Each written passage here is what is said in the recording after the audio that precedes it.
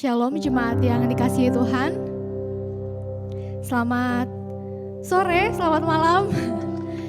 Senang sekali bisa berkumpul di tempat ini untuk bersama-sama kita merayakan Kamis Putih.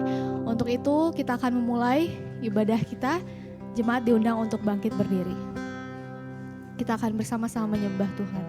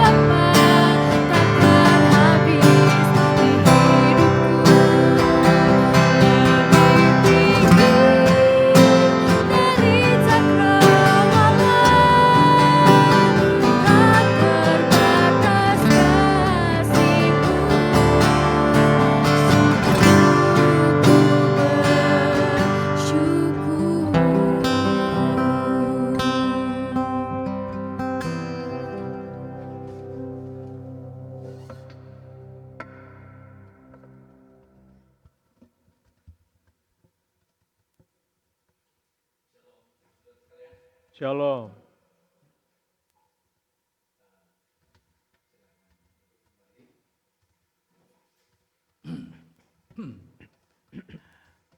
Kita berkumpul saat ini untuk mengenang malam ketika Tuhan kita dikhianati. Ketika kita telah jatuh ke dalam dosa dan menjadi hamba kejahatan dan kematian. Allah mengutus putranya yang tunggal untuk menyelamatkan kita. Jadi tahun demi tahun kita merayakan perbuatan Allah yang Maha Kuasa di dalam Kristus Yesus. Dan penderitaan, kematian dan kebangkitannya. Karena melalui tindakan kasih dan belas kasihan ini, Allah menyelamatkan kita, menebus kita dan membebaskan kita. Marilah kita memuji dan menyembah Allah yang menyelamatkan kita bersama. Terpujilah Tuhan selama-lamanya. Terpujilah Engkau Allah Bapa kami, karena Engkau telah menciptakan dan memerintah atas alam semesta. Engkau mengarahkan dan menuntun perjalanan sejarah dari antara bangsa-bangsa di bumi. Engkau telah memilih para leluhur kami menjadi milik-Mu. Engkau telah memberikan kepada mereka covenant atau perjanjian bahwa Israel dapat menjadi suatu bangsa yang kudus. Engkau mengajarkan mereka hukum-Mu dan melalui para nabi-Mu Engkau menyampaikan firman kebenaran-Mu kepada mereka. Bersama Engkau memberikan kepada mereka waktu untuk bersuka cita dan masa kegembiraan. Engkau memberikan kepada mereka hari raya roti tidak beragi, agar mereka dapat merayakan peringatan akan kasih-Mu yang tidak berkesudahan secara turun-temurun. Ya Tuhan Allah kami, betapa agungnya rahmat-Mu. Para leluhur kami adalah budak di Mesir. Ya Tuhan Allah kami, dengan tanda-tanda dan mujizat-mujizat dan melalui tangan-Mu yang maha kuasa, Engkau membebaskan mereka. Mereka melewati tanah yang kering melalui tengah laut. Dan Engkau membawa mereka ke gunung-Mu yang kudus. Selama 40 tahun, Engkau memimpin mereka dengan tiang awan dan tiang api melewati padang gurun. Dan Engkau memberikan kepada mereka tanah perjanjian, agar mereka hidup dan memuji Engkau atas keselamatan-Mu. Bersama, terpujilah Engkau Tuhan Allah para leluhur kami. Kami memuji-Mu atas kasih-Mu yang telah ditunjukkan kepada zaman dahulu kala kepada umat-Mu Israel. Terpujilah Engkau yang kudus dari Israel untuk dipuji dan ditinggikan di atas segalanya selamanya. Bahkan Engkau telah melimpahkan belas kasihan yang lebih besar ke atas kami, karena di dalam kegenapan waktu, Engkau memegang janji-janji-Mu yang telah dibuat pada zaman dahulu, kala melalui para nabi-Mu yang mengutus Mesias yang sejati, Putra-Mu, Yesus Kristus Tuhan kami, kepada kami. Bersama, dengan kuasa Roh Kudus-Mu, Dia menjadi manusia sejati, melalui Maria untuk membarui gambar-Mu di dalam kami. Dia telah menyerahkan dirinya sampai mati di kayu salib untuk menyelamatkan kami. Engkau telah membangkitkan Dia dari kematian untuk membebaskan kami. Engkau telah meninggikan Dia di sebelah kanan-Mu dalam kemuliaan, dan melalui Dia Engkau mencurahkan kepada kami Roh-Mu yang memberi kehidupan. Ya Tuhan Allah, betapa agungnya belas kasihan-Mu. Engkau telah menghimpun kami dan bangsa-bangsa dan menjadikan kami anggota dari tubuh Putra-Mu. Di dalam Dia, Engkau telah menjadikan kami imam-imam sehingga kami dapat berdiri di hadapan-Mu dan mempersembahkan pelayanan yang sejati dan layak. Bersama, terpujilah Tuhan Allah Israel, karena Dia telah datang kepada umat-Nya dan membebaskan kami. Dan pada malam ini, ya Tuhan Allah kami umat-Mu Israel yang baru, berhimpun di hadapan-Mu dalam suatu perkumpulan kudus. Malam ini malam misteri, dalam misteri yang ajaib. Putra-Mu memberikan kepada kami tubuh dan darah-Nya sendiri, agar kami dapat memperingatinya selamanya dan menunjukkan pengorbanannya untuk seluruh umat manusia. Bersama, malam ini adalah Kamis sebelum Paskah, malam kovenan baru, ketika Putra-Mu memberikan kami hukum-Mu yang baru. Malam ini kami mengenang penderitaannya, malam pergumulannya yang amat berat di taman itu, malam ketika Ia diserahkan ke tangan orang-orang jahat. Sesungguhnya malam ini adalah malam yang diberkati, ya Tuhan Allah kami. Karena sekali lagi pada malam ini Engkau mengundang kami kepada hari raya roti tidak beragi, agar dengan hati yang dipenuhi rasa syukur dan pujian, kami dapat duduk bersama pada perjamuan kudus-Mu, dan kami memelihara hari raya Paskah pada masa kini. Bersama, kiranya kami yang merayakan sakramen ini memandang ke depan ketika kami dikumpulkan bersama Tuhan kami yang terpuji dan seluruh umat-Nya di sekitar meja perjamuan surgawi dalam penggenapan kerajaan-Mu. Marilah kita mengaku dosa kita ke hadapan Allah yang Maha Kuasa. Bersama, Allah yang Maha Kuasa, Bapa Surgawi, kami telah berdosa terhadap Engkau dan terhadap sesama kami dalam pikiran, perkataan, dan perbuatan, melalui kelalaian dan kelemahan, melalui kesalahan kami yang disengaja. Kami menyesal dan bertobat dari semua dosa kami, demi Putramu Yesus Kristus yang telah mati bagi kami. Ampunilah kami atas semua yang telah terjadi, dan karuniakanlah agar kami dapat melayani Engkau dalam hidup yang baru bagi kemuliaan nama-Mu. Amin. Saudara Allah yang Maha Kuasa, yang mengampuni setiap orang yang sungguh-sungguh bertobat, mengasihani saudara, mengampuni dan melepaskan saudara dari semua dosamu, meneguhkan dan menguatkan saudara dalam segala kebaikan, dan memelihara saudara dalam kehidupan kekal melalui Yesus Kristus Tuhan kita. Bersama kita katakan, amin. Kita akan masuk dalam lagu pujian. Jemaat diundang kembali untuk berdiri. Kita akan bersama-sama merendahkan hati kita di hadapan Tuhan.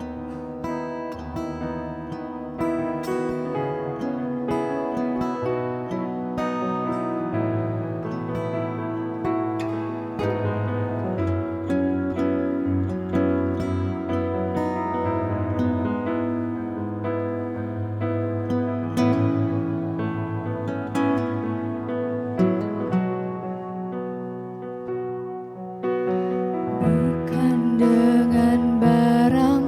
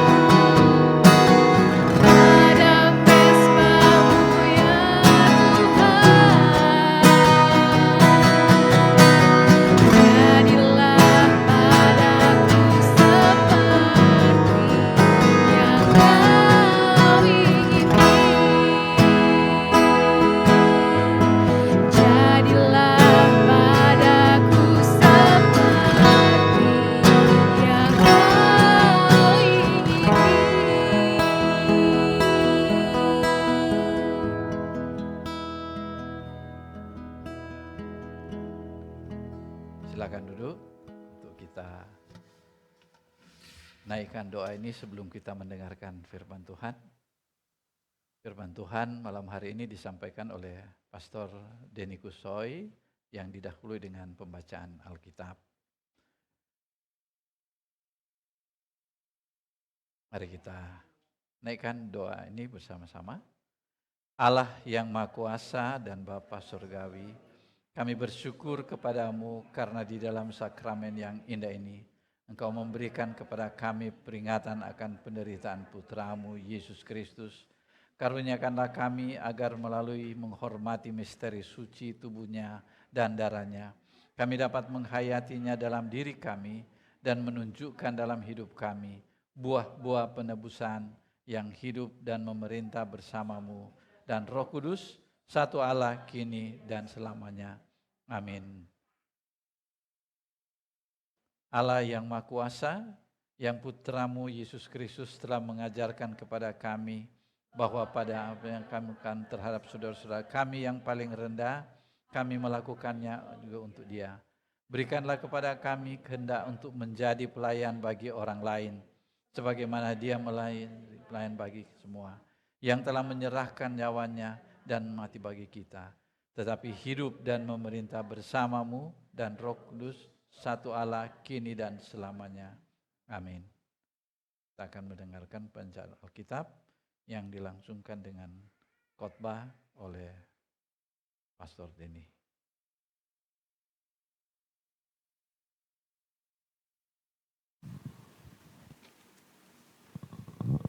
Pembacaan Perjanjian Baru terambil dari 1 Korintus pasal 11 ayat 23 sampai 26. 1 Korintus pasal 11 ayat 23 sampai 26.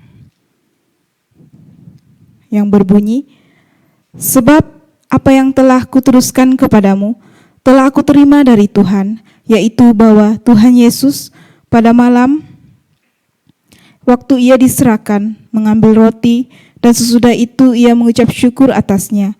Ia memecah-mecahkannya dan berkata, inilah tubuhku yang diserahkan bagi kamu, perbuatlah ini menjadi peringatan akan aku. Demikian juga ia mengambil cawan sesudah makan, lalu berkata, cawan ini adalah perjanjian baru yang dimeteraikan oleh darahku. Perbuatlah ini setiap kali kamu meminumnya menjadi peringatan akan aku. Ayat yang ke-26, sebab setiap kali kamu makan roti ini dan minum cawan ini, kamu memberitakan kematian Tuhan sampai ia datang. Demikianlah firman Tuhan.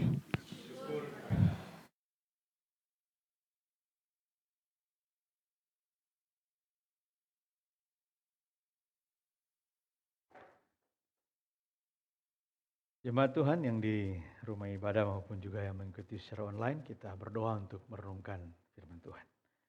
Bapa di surga, terima kasih bahwa ada kesempatan yang istimewa buat kami memperingati malam di mana Yesus esok harinya diserahkan, mati, dikuburkan, tapi kemudian bangkit pada hari yang ketiga sesuai dengan kitab suci. Biarlah apa yang kami lakukan pada malam hari ini, di Kamis Putih ini, benar boleh membuat kami ingat kepada Tuhan Yesus saja. Ya Roh Kudus menolong kami untuk merenungkan lebih jauh firman Tuhan yang sudah kami baca. Dalam nama Yesus Kristus, Juru Selamat kami, Sang Firman yang hidup, kami berdoa. Amin. Shalom buat kita semua. Shalom juga buat yang sedang mengikuti secara online di tempat masing-masing. Ya, hari ini kita sesuai dengan pengumuman memperingati Kamis Putih. Ya. Dan kita nggak boleh lupa untuk Kamis Putih ini. Kita berulang ketemu hari Kamis, tapi hanya ada satu Kamis Putih. Hari Jumat juga boleh berulang, tapi hanya ada satu Jumat Agung. Hari Sabtu juga berulang, tapi hanya ada Sabtu suci. Minggu juga berulang, tapi hanya ada satu minggu Paskah. Tapi sebelum Kamis, kita di bulan lalu, ya, kurang lebih 40 hari yang lalu, kita memperingati juga apa yang disebut dengan Rabu Abu. Ya, sama juga. Rabu boleh berulang, tapi hanya ada satu Rabu Abu. Kita diingatkan bahwa di Rabu itu, ya, Rabu Abu benar-benar kita mengabukan dosa kita, bukan memperabukan diri kita, tapi kita bakar dosa-dosa kita sambil kita menantikan Paskah. Di antaranya ada Rabu Abu, ada Kamis Putih, ada Jumat Agung, ada Sabtu Suci, dan ada Minggu Paskah. Ya, ingat itu. Jangan lupa 5 ya. Bagaimana dengan Senin Selasa? Ada perayaan enggak itu? Rabu ada. Tapi kalau Senin apa ya? Kita carilah ya. Tapi yang sudah ada Rabu, Kamis, Jumat, Sabtu. Sepertinya Senin Selasa itu adalah bagian dari kita untuk diuji apakah kita bisa ingat, ya. Bayangkan 1 minggu 5 hari ada peringatannya. Peringatan, ya. Bukan perlupaan. Peringatan, ya. Kita memperingati. Sama malam hari ini juga. Kita memperingati Yesus yang melakukan makan bersama di malam Jumat. Ya, Kamis malam, ya. Malam Jumat. Kadang-kadang malam Jumat jadi keramat juga, ya. Enggak tahu dari mana dapatnya. Tapi Kamis malam di mana Yesus makan dengan para murid ini memang sesuatu yang monumental. Monumentalnya kenapa? Ya, kita diminta oleh Yesus sendiri untuk ingat dia pada masa-masa seperti ini. Ingat dia, apa yang terjadi di malam itu. Ini Paulus sudah menjelaskan buat kita. Ayat 23 tadi itu. Betul ya? Dan, mana? Ayat 20, mulai ayat 23. Ya. Sebab apa yang telah kuteruskan kepadamu telah aku terima dari Tuhan, yaitu bahwa Tuhan Yesus pada malam waktu ia diserahkan. Ya, malam inilah ya kita memperingatinya, ya. Pada malam waktu ia diserahkan. Apa yang Yesus lakukan pada malam waktu ia diserahkan. Tapi ngomong-ngomong, kira-kira para murid tahu enggak ya bahwa besoknya Yesus akan diserahkan? Kira-kira waktu itu mereka makan bersama. Makan bersama ini juga enggak dibilang the last dinner, ya. Tapi the last supper. Kenapa supper? Apa beda dengan dinner? Malam sama, ya. Lebih malam, ya. Jadi sudah menjelang tengah malam kelihatannya, ya. Jadi bukan makan malam, ini bukan dinner ini.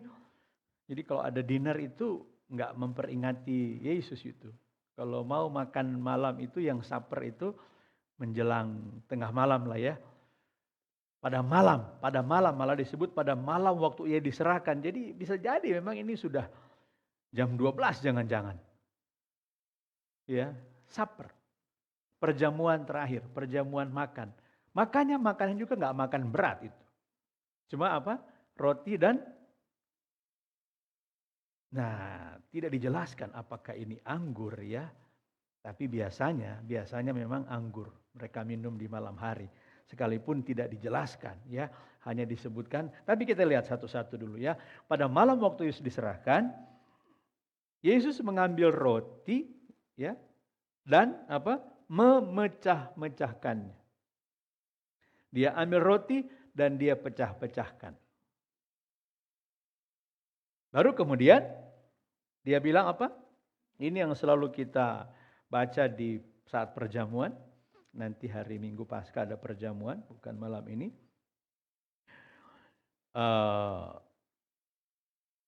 Dan sesudah mengambil roti, mengucap syukur, ia memecah-mecahkannya dan berkata, inilah tubuhku yang diserahkan bagi kamu. Perbuatlah ini menjadi peringatan akan aku. Peringatan. Roti membuat kita ingat Yesus. Tiap makan membuat kita ingat Yesus. Baru yang berikutnya, demikian juga ia mengambil cawan. Nah ini cawan gak disebut anggur ya. Dia mengambil cawan, apakah ini berisi anggur atau berisi apa? Tidak jelas ya referennya. Yang pasti dia mengambil cawan sesudah makan lalu berkata, cawan ini adalah perjanjian baru yang dimeteraikan oleh darahku. Kalau roti tidak disebut dimeteraikan oleh tubuhku, tapi pada saat dia mengambil cawan yang sepertinya berisi anggur, dimeteraikan oleh darahku. Tapi sama, perbuatlah ini setiap kali kamu meminumnya menjadi peringatan akan aku. Apakah hanya itu yang dilakukan Yesus pada saat perjamuan? Ternyata tidak. Kalau kita baca di kitab Injil, ada lagi yang Yesus lakukan yang monumental itu. Yang belum pernah dilakukan oleh siapapun. Sama ini juga sebenarnya belum pernah dilakukan oleh siapapun. Tapi percayalah bahwa Yesus mengundang di acara special supper itu ya. Bukan special dinner ya, special supper itu. Dia ternyata bukan cuma kasih makan, tapi juga cuci kaki para murid.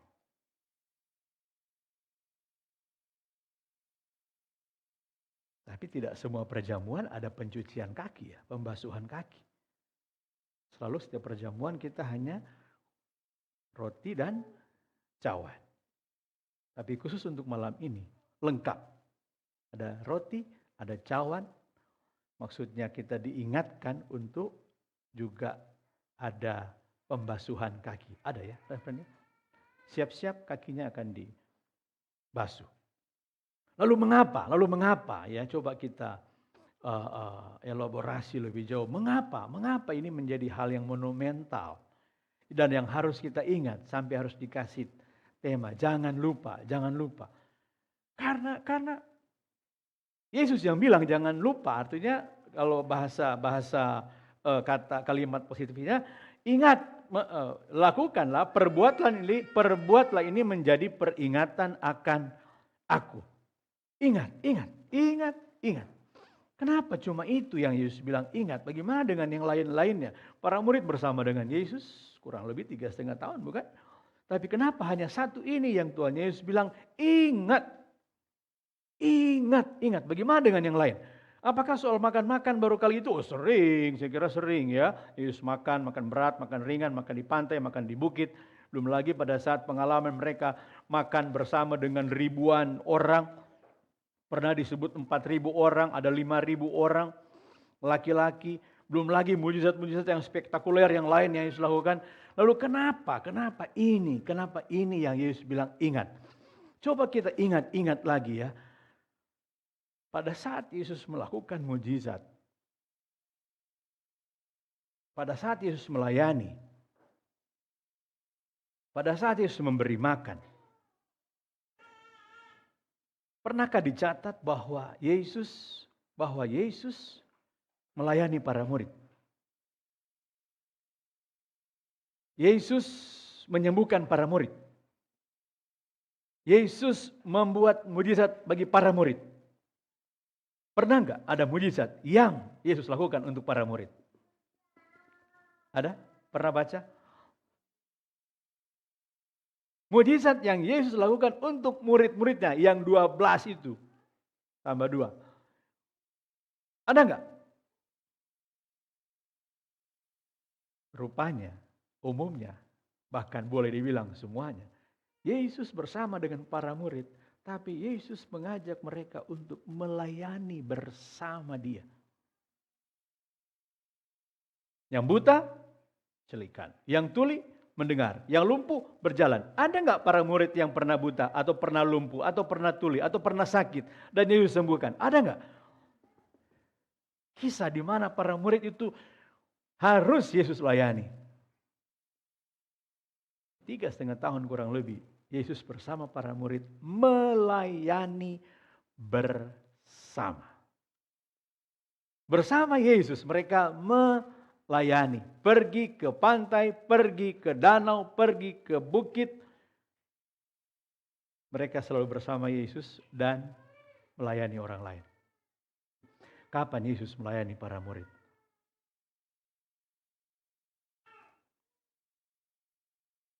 Yang lain melayani orang lain. Ya, tadi ya, yang sakit, yang lumpuh, yang tuli, yang buta, apalagi yang kerasukan setan. Tapi khusus pada malam ini, Yesus full, penuh, fokus melayani para murid. Semuanya satu demi satu. Tidak ada yang tidak dilayani. Semua dikasih makan roti, semua diberi cawan yang dimeteraikan oleh darah Yesus, semua dibasuh kakinya. Berapa orang? 12 orang. Semua dilayani, tidak sekaligus atau simbolis, tapi semua dilayani satu-satu. Satu demi satu. Dikasih roti satu demi satu, cawan juga satu demi satu. Tidak perwakilan, tidak representatif. Tapi semua mendapat pelayanan yang penuh dari Tuhan Yesus. Saya pikir-pikir, rupanya Yesus mau membawa kepada para murid. Pada saat malam ini, ingat apanya dari Yesus?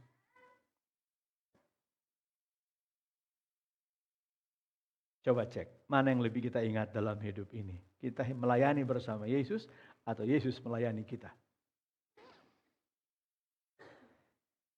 Kita merasa kita melayani bersama Yesus atau kita perlu mengingat bahwa sebenarnya kita nggak layani bersama Yesus. Tapi sesungguhnya Yesus yang melayani kita. Dia mati untuk kita. Darahnya dicurahkan untuk kita. Tubuhnya hancur untuk kita. Dan dia juga dikuburkan untuk kita. Kemudian dia bangkit untuk kita. Dan terus dia kemudian naik ke surga untuk kita. Dan ayat berapa ini? 26. Sebab setiap kali kamu makan roti ini dan minum cawan ini. Bukan anggur ya. Jadi boleh yang lain. Kamu memperingatkan kematian Tuhan sampai Ia datang. Dia datang untuk siapa? Untuk kita. Artinya apa? Seluruh kehidupan Yesus sebenarnya di perjamuan malam ini dia mau ingatkan, dia lahir untuk saya. Dia mati untuk saya. Dia dikubur untuk saya. Dia bangkit untuk saya. Lah nanti dia datang untuk siapa? Untuk saya juga. Untuk saya. Pribadi lepas pribadi.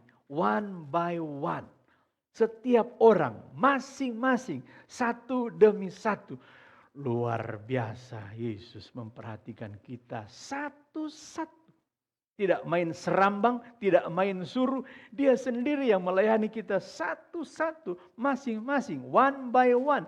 Kita punya hubungan dengan Yesus. Bukan punya hubungan dengan orang lain yang harus kita ingat, tapi hubungan kita dengan Yesus. Artinya apa? Saya merenungkan bahwa pada saat Yesus mengatakan, buatlah ini menjadi peringatan akan aku. Artinya kita melihat, adakah kita punya hubungan dengan Yesus penuh. Dan kita tahu bahwa sebenarnya, sesungguhnya dia melayani saya pribadi seutuhnya dan sepenuhnya. Pada saat di malam, dia di situasi sebelum dia diserahkan.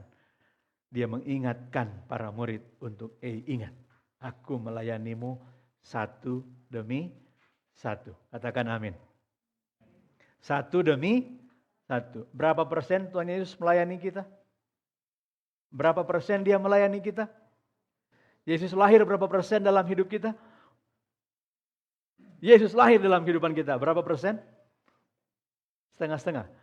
Yesus memberikan keselamatan kepada kita berapa persen? 100%. Yesus nggak pernah bilang kira-kira aku tes dulu ya. Aku kasih keselamatan 10% dulu. Aku mengasihimu 10% dulu ya. Kalau kau setia, aku naikkan sayangku kepadamu jadi 30%.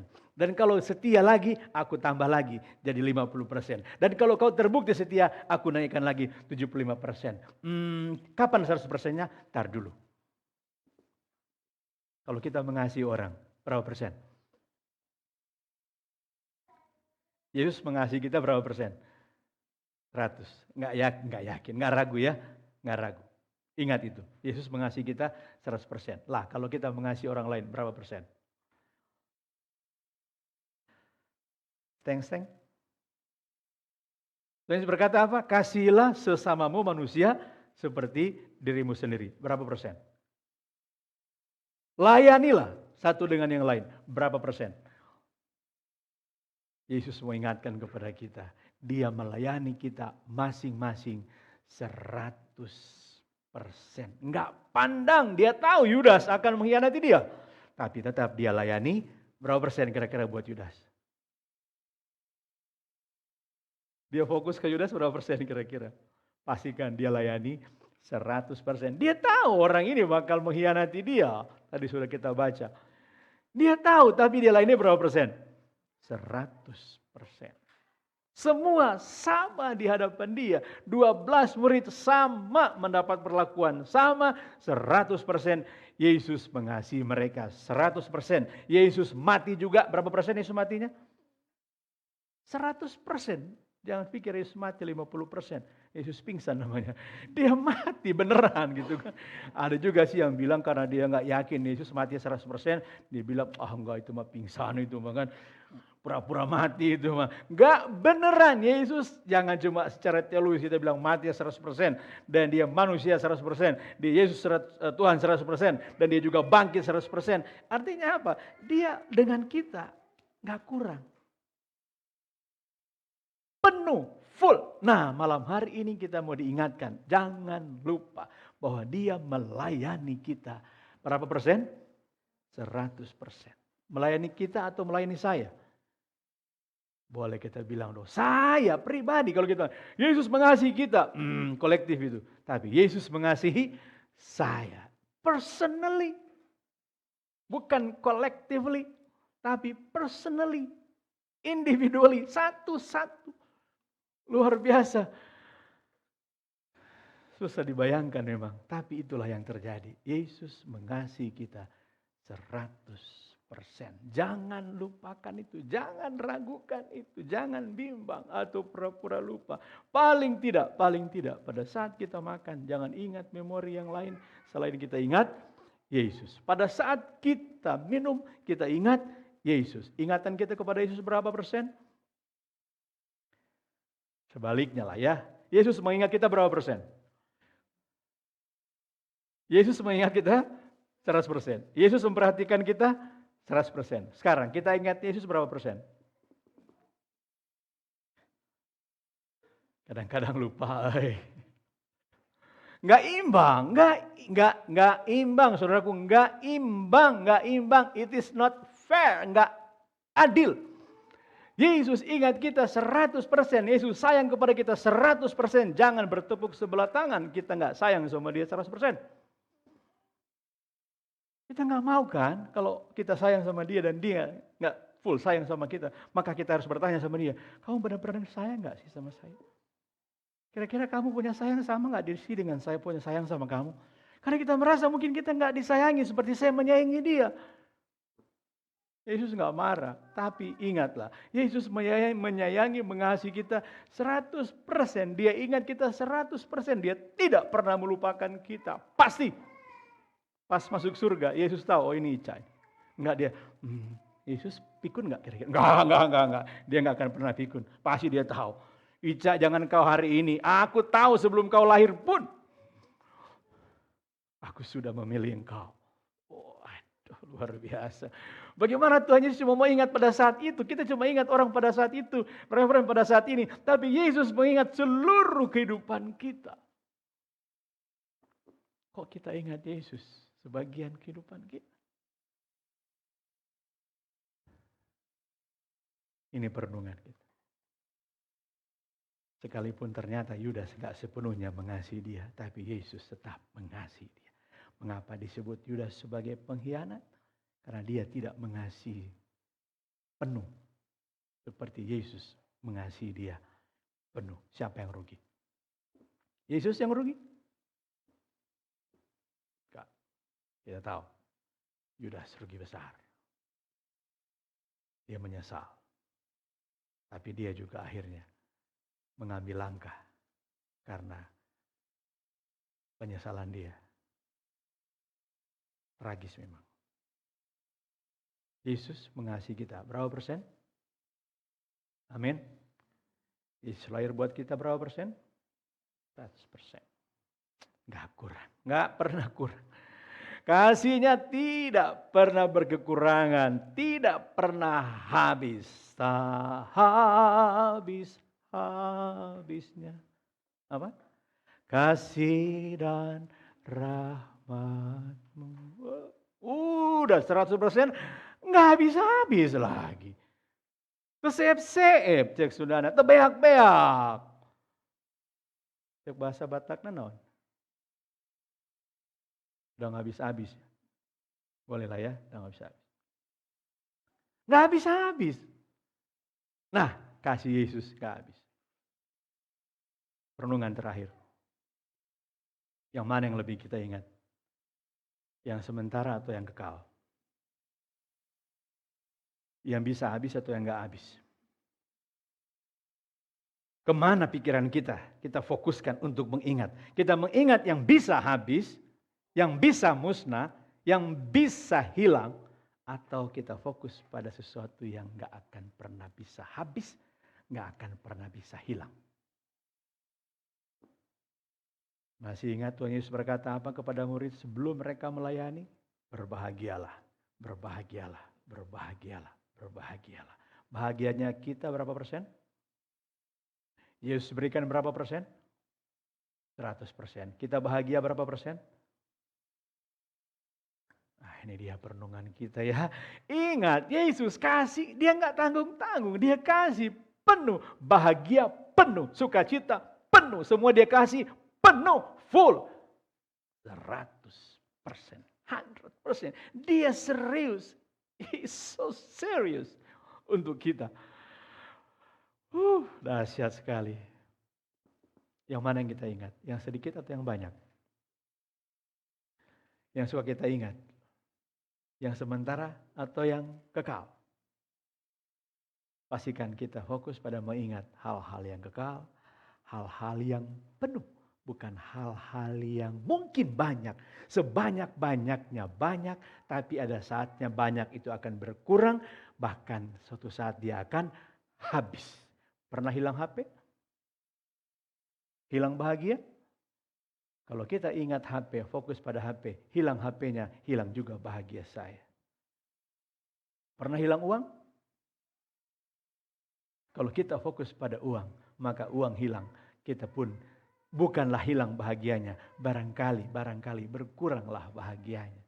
Saudaraku, yang mana yang kita mau ingat supaya kita bahagianya pun full, penuh, 100%. Jangan ingat yang sedikit, jangan ingat yang banyak. Sebanyak-banyaknya harta kita, sebanyak-banyaknya uang kita, sebagus-bagusnya mobil kita, bisa hilang? Bisa. Jangankan harta, orang bisa hilang. Pernah kehilangan orang yang dikasihi? Bisa bersyukur? Bisa bahagia? Susah. Tapi Yesus mengingatkan pada malam hari ini. Ingatlah kepada Dia yang kekal, yang memberikan kepada kita hidup yang kekal. Hidup kekal berapa persen saudaraku? 100%. Penuh, gak kurang. Ingatlah itu. Ingatlah yang gak habis. Ingatlah, bersyukurlah untuk yang gak habis, bersyukurlah untuk yang gak bisa hilang.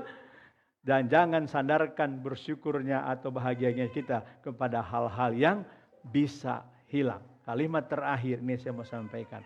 Apapun bisa hilang. Apapun bisa hilang. Tapi hanya satu yang kita miliki dan tidak pernah bisa hilang. Siapa dia? Yesus. Yang lain boleh hilang. Dan saya tidak kehilangan apa-apa. Asal saya punya Yesus. Tapi mungkin saya punya semua. Saya punya banyak. Tapi kalau saya nggak punya Yesus, punya apa saya? Saya nggak punya apa-apa. Mungkin sekarang kita lebih ingat pada barang-barang yang fana. Ya, padahal kita ditebus bukan dengan barang yang fana. Mungkin ada barang-barang yang hilang. Orang-orang yang sudah nggak ada lagi. Orang-orang yang sudah hilang. Mungkin fokus ingatan kita ada pada mereka yang fana. Mungkin fokus pikiran kita tertuju kepada hal-hal yang sudah hilang, yang fana, yang udah nggak ada lagi. Tapi saya masih ingat, gese aya jelema tapi masih diemut kene. Oh saudaraku, seperti itu ingatan kita. Kita mau pakai untuk mengingat yang bisa hilang, yang bisa tidak ada lagi, yang apalagi barang, apalagi uang yang pernah hilang. Mungkin kita masih menyimpan kekecewaan. Saya akan berhenti menyampaikan perenungan, tapi ingatlah yang apa? Ingatlah yang kekal. Amin. Amin. Jangan ingat yang fana. Sekalipun kita lebih banyak mengingat hal yang fana, mari kita balik sekarang. Ingat yang kekal. Jangan lupa, boleh lupa yang fana, tapi jangan lupa yang kekal. Amin. Mau ingat Yesus? Mau ingat Yesus? Dia kekal, dia pantas diingat. Dan dia tidak berlebihan untuk dia katakan, ingatlah aku. Karena dia kekal adanya. Kasihnya tidak ada habisnya. Yang lain bisa habis, yang lain bisa hilang. Stop memikirkan, mengingat yang sudah hilang atau yang bisa hilang. Karena kita memiliki Yesus yang tidak pernah hilang. Dia ada bersama kita selama-lamanya. Tuhan memberkati, mari berdoa. Kami bersyukur Tuhan. Tapi kiranya kami tidak mendasarkan ucapan syukur kami pada hal-hal yang fana. Kiranya kami boleh bersyukur bukan pada hal-hal yang bisa hilang. Kiranya kami boleh bersyukur bukan pada hal-hal yang bisa habis. Biarlah kami boleh selalu ingat pada Yesus. Yang kasihnya tak berkesudahan. Kasihnya tidak habis-habis. Mungkin orang bisa habis kasihnya kepada kita, bahkan berbalik membenci kita. Dan kami suka mengingat kebencian orang. Lebih daripada mengingat Yesus yang sudah mati untuk kami, yang menyerahkan nyawanya untuk kami. Tolong kami Tuhan. Otak kami ini yang kami pakai untuk mengingat adalah buatan Tuhan. Kalau sudah kami salah gunakan otak kami salah gunakan pikiran kami, Tuhan luruskan. Benarkan lagi cara kami menggunakan otak kami. Kalau kami salah gunakan itu, biar Tuhan yang meluruskan untuk kami membenar gunakan apa yang Tuhan sudah berikan kepada kami. Termasuk otak untuk mengingat. Biar boleh kami pakai untuk mengingat kasih Yesus. Mengingat kebaikan Tuhan Yesus. Terima kasih Bapa. Sekalipun kami tak sanggup mengingat semuanya. Tapi satu hal kami boleh pantas untuk ingat. Adalah Yesus mengasihi kami 100%. Di dalam namanya yang kudus dan ajaib. Yang mengasihi kami, Yesus Kristus Tuhan kami sudah berdoa. Haleluya, amin. Tuhan berkati kita semuanya. Shalom.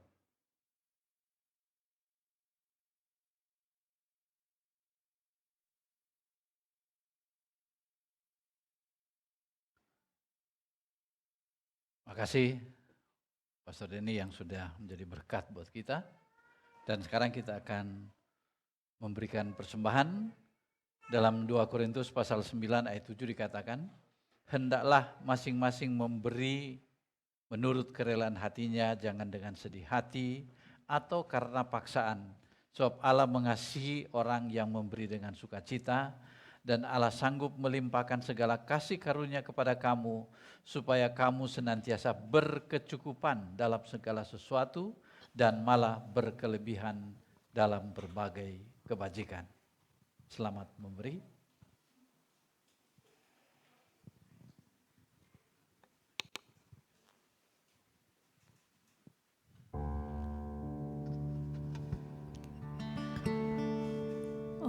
betapa dalamnya kasih setiamu, betapa besarnya kebaikanmu, hidupku dipenuhi kemuliaanmu, indahnya, oh Yesus Tuhanku. Oh betapa dalamnya kasih setiamu, betapa indahnya kebaikanmu, hidupku dipenuhi kemuliaanmu, indahnya, oh Yesus Tuhanku. Sempurnalah kehidupanku sejak kau hadir dalam hatiku, kau perhatikanku setiap waktu, oh sungguh indahnya Yesus Tuhanku. Betapa dalamnya kasih setiamu, betapa besarnya kebaikanmu, hidupku dipenuhi kemuliaanmu, indahnya, oh Yesus Tuhanku.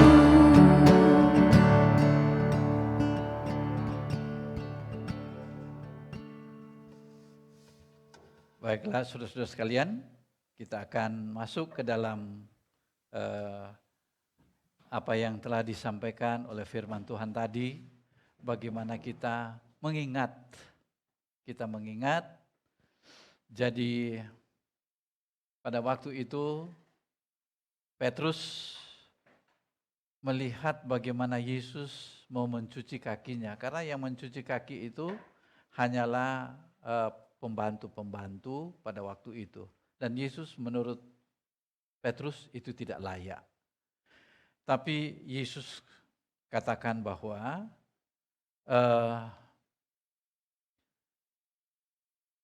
lebih kita baca di sini. Lalu bangunlah Yesus dan menanggalkan jubahnya, ia mengambil sehelai kain lenan dan mengikatkannya pada pinggangnya. Kemudian dia menuangkan air ke dalam sebuah basi dan mulai membasuh, bukan mencuci tapi membasuh kaki murid-muridnya, lalu menyekanya dengan kain yang terikat pada pinggang itu. Maka sampailah ia kepada Simon Petrus, kata Petrus kepadanya, Tuhan, engkau hendak membasuh kakiku? Jawab Yesus kepadanya, apa yang ku perbuat engkau tidak tahu sekarang, tetapi engkau akan mengertinya kelak, kata Petrus kepadanya. Engkau tidak akan membasuh kakiku sampai selama-lamanya. Jawab Yesus, jikalau aku tidak membasuh engkau, engkau tidak mendapat bagian dalam aku. Ya, ingat ini ya. Jadi jika engkau tidak membasuh kakiku selama-lamanya, jikalau Yesus tidak membasuh engkau, engkau tidak mendapat bagian dalam aku. Saya kira semua kita di sini akan ingin mendapat bagian dalam Yesus. Artinya mendapat berkat. Nah berkat itu tadi sudah disampaikan, yaitu kita melayani. Melayani itu adalah pekerjaan Yesus. Nah kita akan melayani. Nah melayani itu rupanya bukan cuma khotbah, tapi juga melalui kerendahan hati membasuh kaki. Nah, kata Simon kepadanya, Tuhan jangan hanya kakiku kalau begitu, tetapi juga tangan dan kepalaku, kata Yesus. Barang siapa telah mandi, ia tidak usah membasuh diri lagi, selain membasuh kakinya karena ia sudah bersih seluruhnya. Juga kamu sudah bersih, hanya tidak semua. Jadi ada orang yang tadi dibilang Yudas, dia tetap dilayani oleh Yesus, ya. Nah, sesudah membasuh, ia membasuh kaki mereka, ia mengenakan pakaiannya dan kembali ke tempatnya, lalu ia berkata kepada mereka, mengertikah kamu apa yang telah kuperbuat kepadamu? Kamu menyebut aku guru dan Tuhan, katamu itu tepat. Tetapi memang akulah guru dan Tuhan. Jadi jikalau aku membasuh kakimu, aku yang adalah Tuhan dan gurumu, maka kamu pun wajib saling membasuh kakimu. Sebab sebab aku telah memberikan suatu teladan kepada kamu, supaya kamu juga berbuat sama seperti yang telah kuperbuat kepada kamu. Itulah bagian firman Tuhan untuk kita dalam pencucian kaki ini. Adalah suatu ritual Kristen yang ya perlu kita ingat. Bukan cuma perjamuan kudus, bukan cuma melambai-lambaikan daun palem, tetapi juga apa yang Yesus bilang. Nah, besok kan kita mau peringati bagaimana Yesus itu disalib. Malam ini ada malam pergumulan. Kita ingat itu juga ya, sesuai dengan khotbah tadi. Nanti sesudah pencucian kaki, kita kembali ke tempat duduk dan kita merenung bagaimana Yesus membersihkan dosa-dosa kita. Ya, sebab di bagian tubuh ini memang dicontohkan kaki itu yang paling bawah paling kotor. Yang paling kotor itu aja sudah bersih. Maka Yesus bilang itu akan bersih semuanya. Tapi itu jangan kita ambil secara harafiah, itu diterima dengan iman bahwa Yesus sudah membersihkan seluruh kesalahan dan dosa-dosa saya. Nah, setelah itu kita itu akan membacakan bagaimana Yesus itu pergi ke Taman Getsemani. Seorang diri bergumul dan dia kemudian sendiri di atas kayu salib. Tidak ada yang menemani dia, bersama dengan kedua penjahat yang di samping kiri kanan. Dan oleh karena itu dilambangkan bahwa ini meja ini akan dikosongkan nanti, ya. Nanti ada petugas yang akan mengosongkan. Salib ini akan ditutup dan lampu-lampu akan dimatikan. Jadi pada waktu lampu-lampu mulai dimatikan, ya, ada yang bertugas, kita semua turun ke bawah dan bagaimana firman Tuhan bilang mereka pergi meninggalkan Yesus dan dia sendiri yang menanggung dosa itu. Jadi meninggalkan di sini bukan tinggalkan Yesus, bukan. Dalam arti kita menghayati bahwa hanya Yesus seorang diri yang 100% menanggung dosa kita. Waktu kita pergi itu ke bawah, kita harus punya iman bahwa dia mati bagiku, saya dibebaskan. Dia menderita, kita boleh bersukacita dengan makan lalampa yang dikirim oleh Pak Joli dari Lembang, ya. Tapi makannya itu juga dengan penghayatan, aduh, kalau tidak ada orang yang berkorban bagi saya, bagaimana hidup saya ini? Untung ada Yesus. Saya juga belajar di sekolah. Penyebab penyakit yang paling utama itu rupanya bukan makanan, tapi rupanya pikiran. Jadi waktu saya ke rumah sakit yang diare-diare itu, dokter tanya begini, Bapak lagi stres ya? Saya bilang, kayaknya begitu. Ya, jadi dokter tanya begitu. Nah, saya belajar orang yang selalu ditimpa merasa bersalah, rasa berdosa, itu penyebab penyakit, banyak penyakit. Tapi kita bersyukur bahwa Yesus mengatakan kepada kita, dosamu sudah diampuni. Tapi bukan sekedar dia mengampuni begitu, dia berkorban. Makanya kita harus menghargai pengorbanan Yesus, sehingga saat-saat ini apapun keadaan kita, mungkin kita pernah bersalah atau akan lagi bersalah, ingat bahwa semua perbuatan dosa kita itu tidak diperhitungkan oleh dia. Ketika kita mati nanti, masuk surga nanti ya, masih di pintu surga, Yesus sudah datang mau menjemput kita, sini anakku. Mungkin malaikat akan protes, ini pendosa paling besar. Yesus bilang, tunggu, dia itu anakku ketika dia percaya kepadaku. Ketika dia menerima aku di dalam hidupnya. Itu titik utama dari kehidupan orang Kristen. Ya, makanya peristiwa ini sangat penting, oleh karena itu saudara kita memperingatinya. Kita akan masuk dalam pencucian kaki, namun sebelumnya kita berdoa sekaligus juga berdoa untuk persembahan kita. Mari kita berdoa. Tuhan, terima kasih untuk kesempatan yang Tuhan berikan kepada kami untuk kami mengingat atau kami tidak melupakan apa yang pernah terjadi dalam kehidupan Yesus.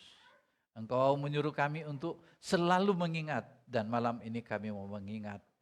Dan kami juga bersyukur karena kami diberikan kesempatan untuk memberi persembahan sebagai ucapan syukur kami kepadamu Tuhan, karena Engkau telah menyelamatkan kami. Dan sekarang Tuhan, kami akan memasuki pada ritual pencucian kaki agar kami mengingat bagaimana Tuhan kami, Raja kami, merendahkan diri mencuci kaki para muridnya. Dalam nama Yesus kami berdoa dan mengucap syukur. Amin. Nanti diatur oleh Mbak Selvi. Siapa dulu yang duduk? Silakan Pak Denny. Ya, boleh sepatunya yang mau dicuci nanti ada diatur oleh Mbak Selvi, ditinggalkan di tempat duduknya, ya, nggak usah dipakai ke depan. Ya, silakan 4 orang dulu.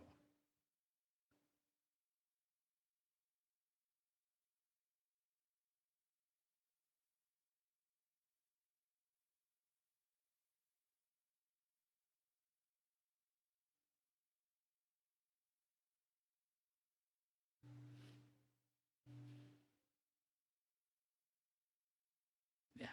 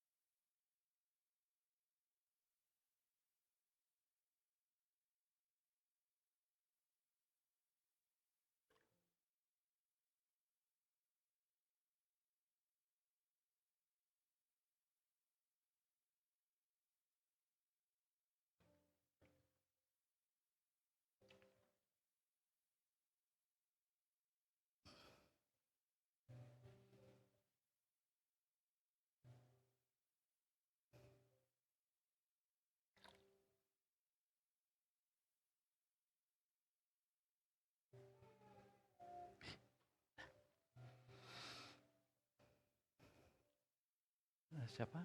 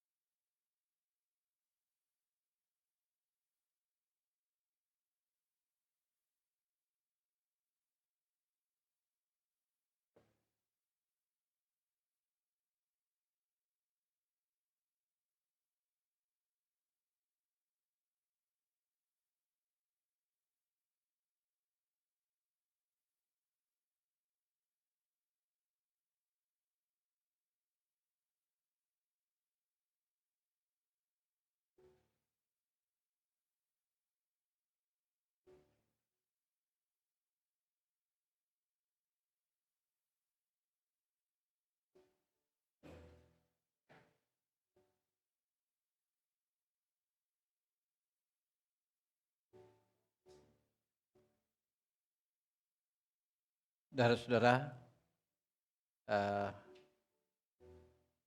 inilah momen-momen yang tadi hamba Tuhannya bilang apa? Momen-momen yang monumental, ya, yang kita peringati, yang kalau saudara boleh ikut ambil bagian, entah dicuci atau mencuci, tidak menjadi masalah. Tetapi ketika saudara mengambil bagian dalam pencucian kaki ini, Yesus bilang apa? Engkau mengambil bagian dalam kehidupanku. Ya, kita tidak usah disalib, tapi minimal kita itu mengalami pencucian kaki. Gitu.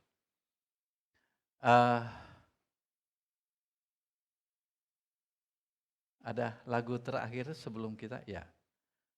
Kita akan masuk dalam satu nyanyian. Sementara ini dinyanyikan, ada pengosongan altar dan juga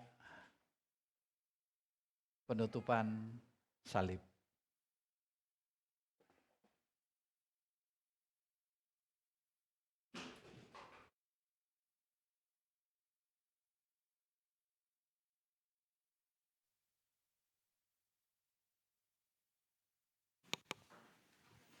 Kita akan bersama-sama menyembah Tuhan.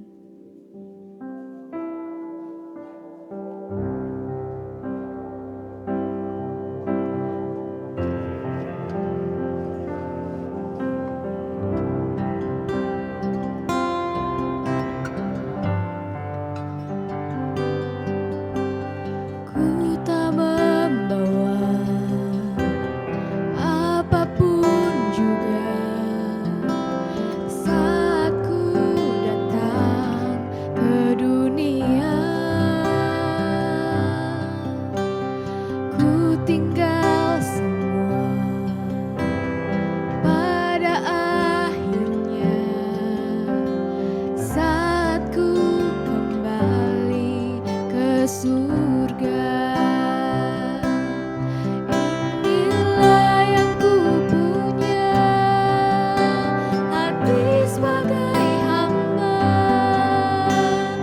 yang mau taat dan setia padamu Bapa, kemanapun ku bawa, hati yang menyembah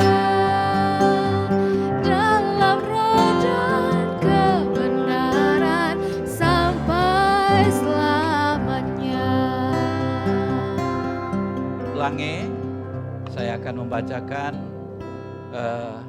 Markus pasal 14 sampai dengan mulai ayat 32 dan selanjutnya.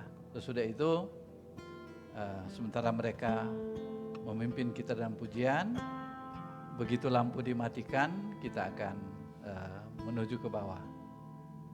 Lalu sampailah Yesus dan murid-muridnya ke suatu tempat yang bernama Getsemani. Kata Yesus kepada murid-muridnya, duduklah di sini sementara aku berdoa.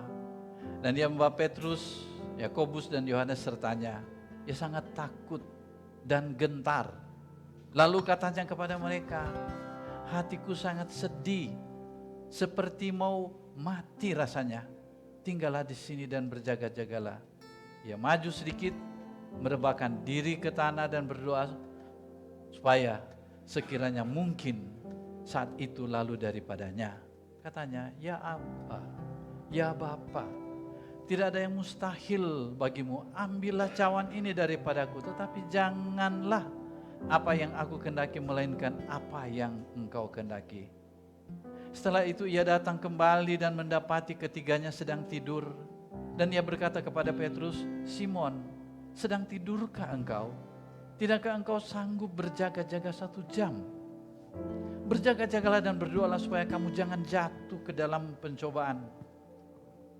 Roh memang penurut tetapi daging lemah. Lalu ia pergi lagi dan mengucapkan doa, yang itu juga. Dan ketika ia kembali pula, dia mendapati mereka sedang tidur.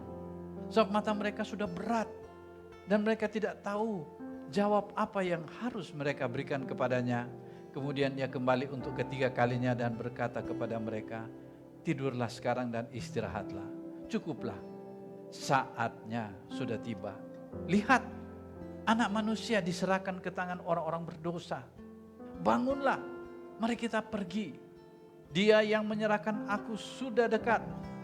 Waktu Yesus masih berbicara, muncullah Yudas, salah seorang dari ke-12 murid itu, dan bersama-sama dia serombongan orang yang membawa pedang dan pentung, disuruh oleh imam-imam kepala, ahli Taurat dan tua-tua. Orang yang menyerahkan dia telah memberitahukan tanda ini kepada mereka.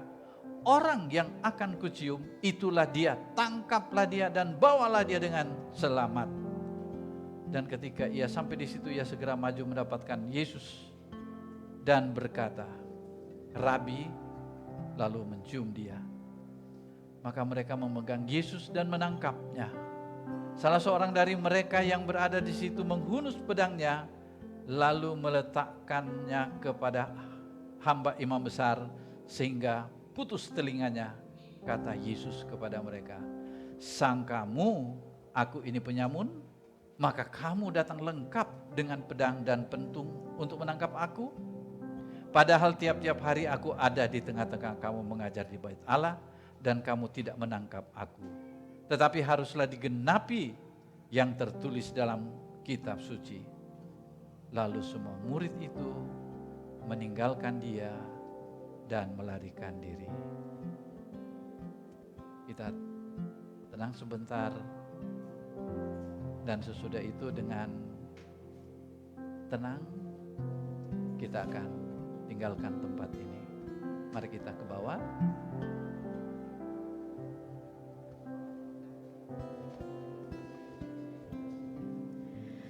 Ku tak membawa